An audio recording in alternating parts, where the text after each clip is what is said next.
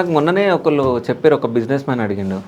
So అంటే ఎవరన్నా తెలంగాణ అమ్మాయి ఎవరైనా ఉంటే చెప్పండి, సో మా అబ్బాయికి చేసుకుంటామని ఎంత చెప్పేసి. పెద్ద బిజినెస్ మ్యాన్ రాని ఎవడన్నా నా వల్ల కాదు. ఎవడన్నా రాని అంట.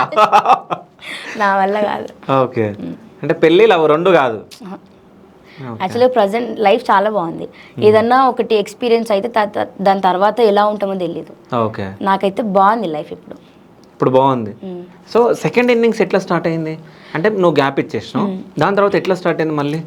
నాకు మళ్ళీ వస్తే తర్వాత నేను ఏదైనా ప్రాబ్లమ్స్ వస్తాయా అని చాలా అనుకున్నా. ఏమైనా ఫేస్ చేస్తానేమో అని కూడా అనుకున్నా. కానీ నాకు ఎందుకో ఒకసారి వెళ్ళాలనిపిస్తుంది, ఒకసారి వద్దనిపిస్తుంది. డ్యూటీ చేసిన తర్వాత నాకు ఎందుకో ఇంకా నేను చేయలేకపోతున్నానే, వద్దు నా ఎన్ని డేస్ అని నేను ఇలా చేయాలి, కేర్ టేకర్ అయితే నేను మొత్తం చేయలేను కదా అని చెప్పేసి నాకు ఫుల్గా ఫీవర్ వచ్చి నేను ఇంటికి వచ్చేసా. అప్పుడు మా నాన్నమ్మ చనిపోయింది. అంటే